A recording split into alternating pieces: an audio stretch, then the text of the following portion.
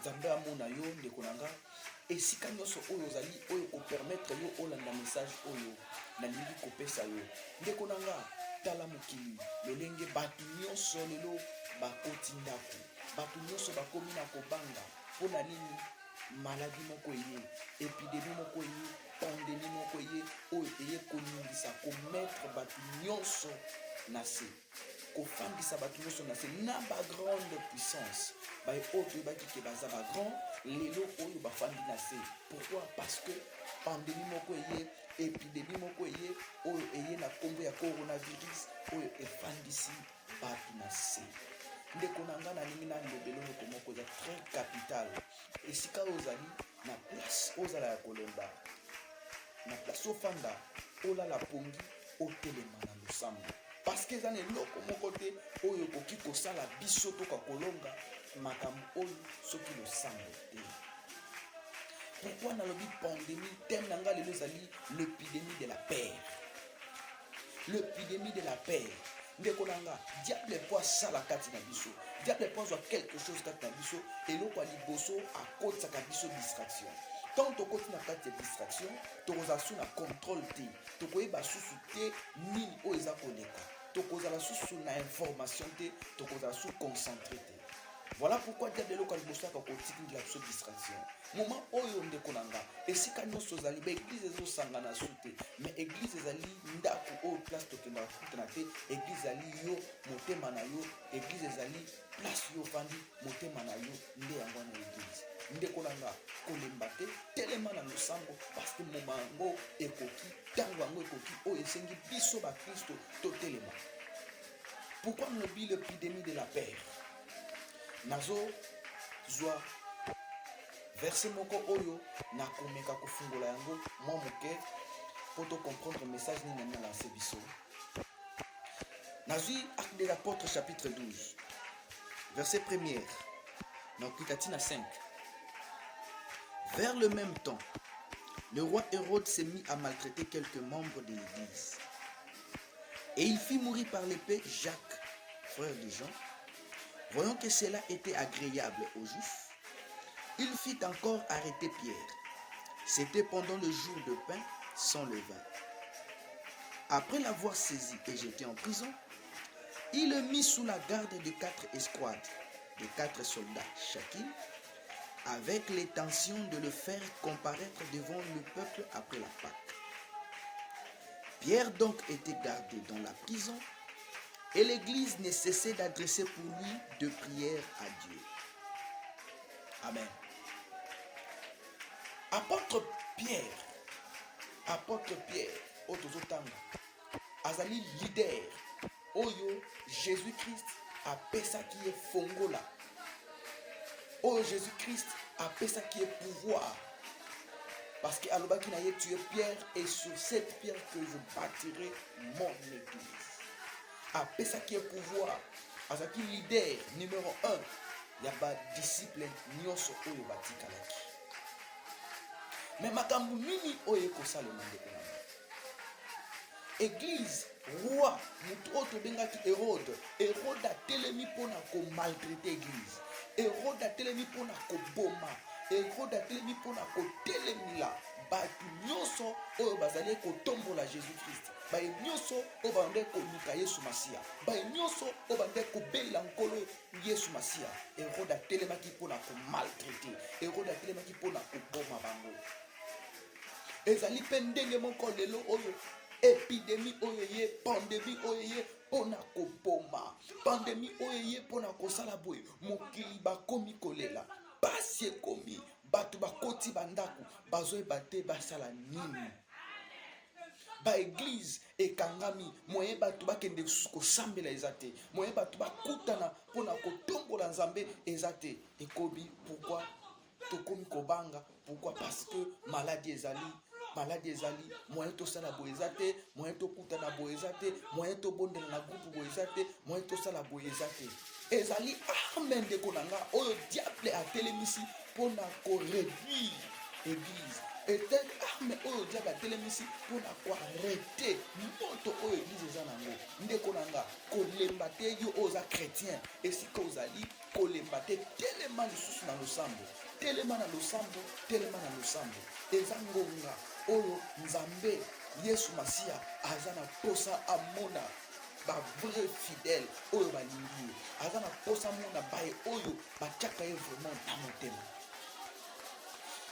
Epidémie oyo ndeko na nga soki olandi lelo na bachaîne na baradio bisika nyonso okoka kaka pandémie coronavirus esali boye, coronavirus eza kosala boye, ekotisi bobangi kati na bato. Bato baza koyeba susu te ke eza na mutu moko oyo aza likolo ya pandémie wana.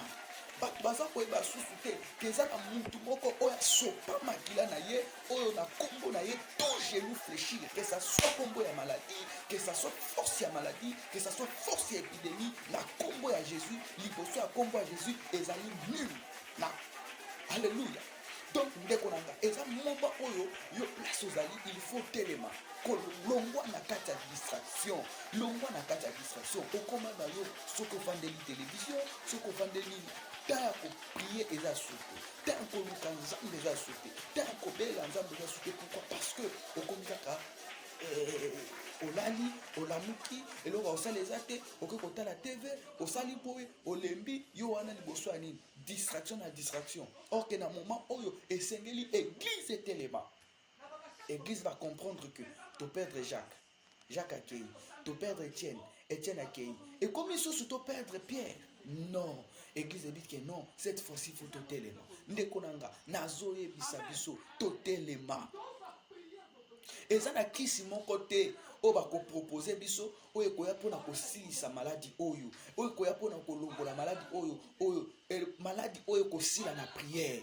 Totelema na prière, biso bacongolais, biso baafricain, esika nyonso bozwami telema na prière, tia mabolongo na se, belela nzambe akoyoka yo. Eza na force moko te ya kisi oyo eleki makila na Yesu Masiya.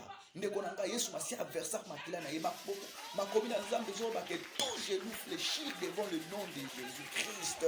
Ndeko na nga telema na losambo, longwa na kati ya distraction, longwa na kati ya distraction, telema na losambo.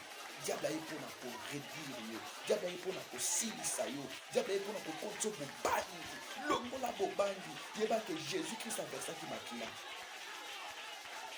Lelo oyo eza na monde mibale oyo baza ko combattre biso. Eza na monde babengi monde invisible, monde ya diable. Oyo ezali lié na bato nango oyo basali ba épidémie na bango, basali makambo nyonso na ba laboratoire na bango, bakamati ba injecter yango kati na bato po baluka ndenge nini bakosala ba sacrifice na bango. Mais nzambe akopermettre te yo ozala sacrifice ya bato wana. Nzambe akopermettre te ke maladi ya esimba yo, nzambe akopermettre te eloko mabe ekomela yo na kombo na Yesu esika ozali. Soki ezalaki na butu pasi yo malaria o nini badia kokanga yo to fièvre to nini elokanga yo na moment oyo naza koloba ezokokende na kombo na Yesu Masiya. Yo kozala victime na bango te, okozala victime ya maladi wana te, okokende na maladi wana te, okozala sacrifice na bango te.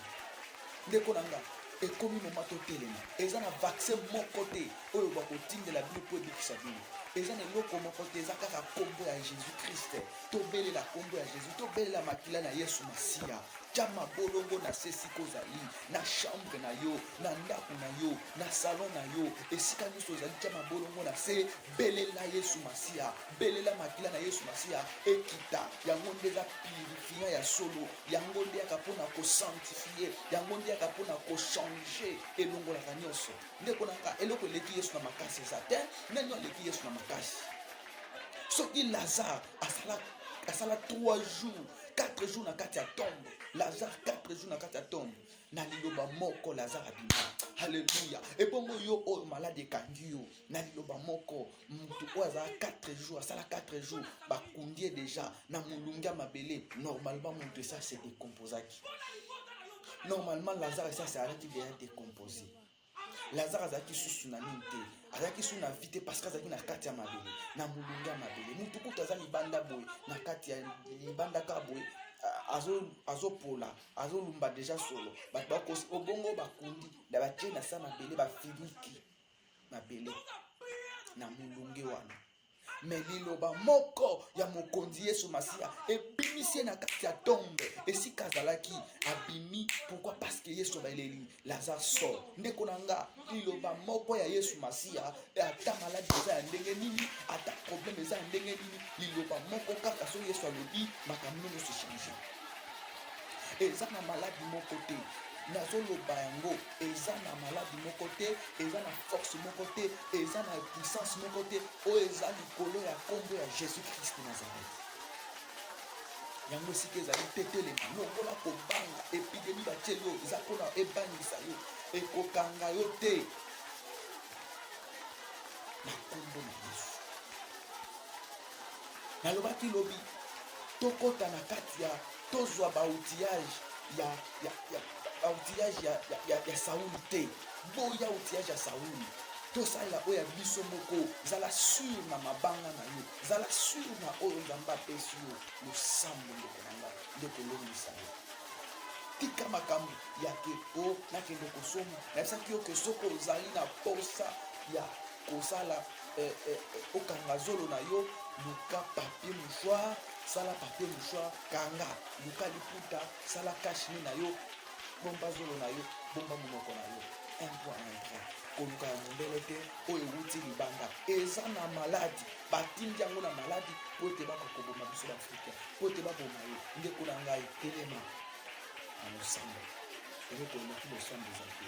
Nzambe apambola yo sika ozali na suki wana mpo na lelo. Nzambe amona yo au nom de Jésus Christ.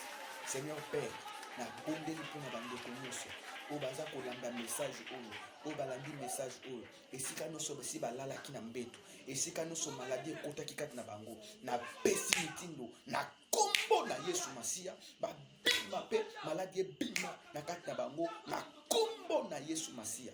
Éternel de Dieu, bazwa santé malabu, bonne santé za la partage na bango na kombo ya Yesu Masia, mokonzi mpe mobikisi oyo tondimela.